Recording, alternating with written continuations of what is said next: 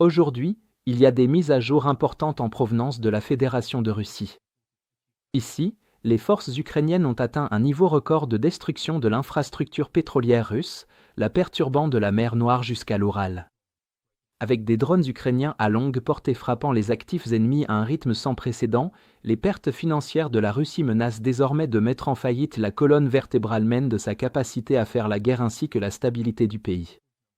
L'Ukraine a mené un nombre record de frappes contre l'infrastructure pétrolière russe en novembre, infligeant à la Russie le mois le plus dommageable depuis le début de l'invasion. Selon le porte-parole du renseignement ukrainien, Andriy Yussov, l'indicateur clé est le volume, et depuis le début de 2025, l'Ukraine a mené plus de 160 frappes réussies contre des installations pétrolières russes.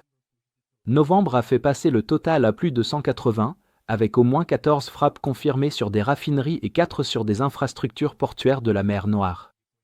L'Ukraine est en passe de dépasser les 200 attaques cette année, soit presque un par jour. L'effet cumulatif est énorme. La Russie fait désormais face à une pénurie de carburant domestique de 20% et a interdit les exportations d'essence jusqu'à la fin de l'année. La capacité quotidienne de raffinage est tombée à environ 5 millions de barils et devrait encore baisser à mesure que de nouveaux dégâts s'accumulent. Le traitement des produits pétroliers russes a chuté de 25%, un chiffre dévastateur pour une économie de guerre dépendante de ses revenus. Même avant l'entrée en vigueur des nouvelles sanctions américaines, Rosneft a annoncé un effondrement de 70% de son bénéfice net pour les 9 premiers mois de 2025, tombant à 3,57 milliards de dollars américains, poussant même un géant de cette taille vers la faillite en raison de pertes massives. L'entreprise a attribué cela aux taux d'intérêt et aux dépenses de sécurité, mais la véritable cause était les frappes ukrainiennes sur les raffineries, les dépôts et les terminaux de transport. Avec les nouvelles sanctions américaines désormais en vigueur, les exportations maritimes de brut de la Russie sont tombées à une moyenne de 3,36 millions de barils par jour sur 4 semaines, le niveau le plus bas depuis août, et les revenus d'exportation ont chuté à leur point le plus faible depuis avril 2023. La campagne de frappe en profondeur de l'Ukraine s'étend désormais à l'ensemble du réseau d'infrastructures pétrolières russes. Les frappes répétées de drones sur la raffinerie d'Afipski, près de Krasnodar, ont perturbé l'approvisionnement en essence, diesel et kérosène pour les districts militaires russes. Des drones navals ukrainiens ont mis hors service une jetée de chargement offshore au terminal du consortium du pipeline de la Caspienne, près de Novorossiysk, infligeant des dégâts structurels critiques et forçant le détournement des exportations de brut. Plusieurs raids de drones et de missiles sur Novorossiysk ont interrompu jusqu'à 2% de l'approvisionnement pétrolier mondial, endommagé des systèmes de défense aérienne et temporairement arrêté les opérations d'exportation autour du port. En mer Noire, 2 pétroliers de la flotte Fantôme sous sanction, le Kero et le Vira, ont été gravement endommagés au large de la Turquie lors d'une attaque sans précédent. Les 2 navires ont été touchés alors qu'ils naviguaient à vide pour éviter une catastrophe écologique, ce qui montre que même la flotte pétrolière illicite de la Russie n'est plus à l'abri et que les sanctions internationales ne sont plus leur seule préoccupation. La raffinerie Saratov de Rosneft a subi des frappes répétées, interrompant à un moment donné ses opérations après que des incendies ont ravagé les unités de traitement principales.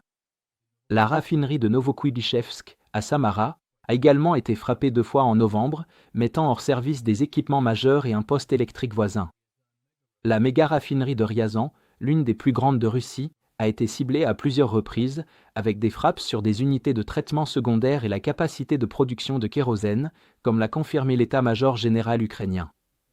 L'usine produit 840 000 tonnes de kérosène par an pour l'armée de l'air russe, ce qui fait de cette frappe un succès important tant sur le plan économique que militaire. D'autres frappes de drones ukrainiens ont touché les raffineries de Syzran, Ilski, Nijnekamsk, Kstovo, Orsk et Volgograd, chacune confirmée par des images d'explosions et d'incendies. Tuapse, un important terminal d'exportation de la mer Noire traitant 7 millions de tonnes de pétrole par an, a été frappé à plusieurs reprises, un pétrolier de la flotte Fantôme a été touché, les infrastructures portuaires endommagées et les liaisons par pipeline perturbées.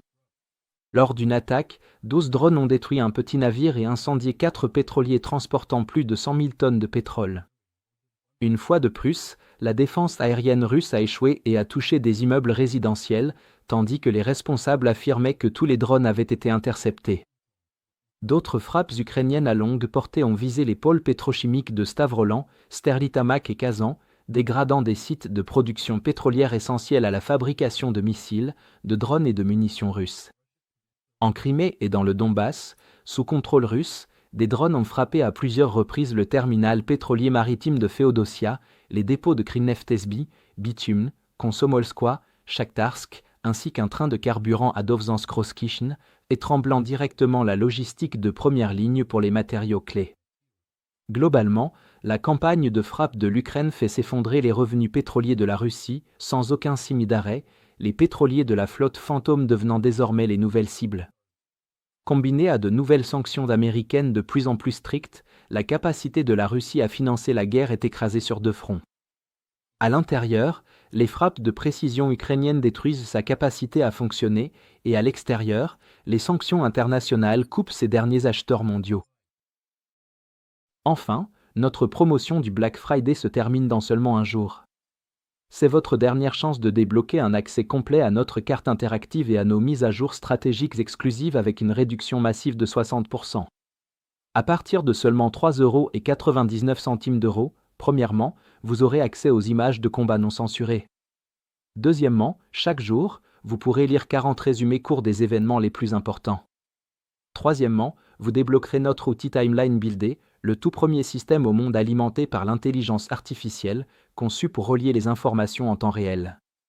Quatrièmement, et c'est le plus important, vous aurez accès à nos outils avancés d'analyse de l'actualité qui vous donneront un aperçu du cycle de l'information, des analyses de sentiments et des tendances pour révéler les événements les plus importants.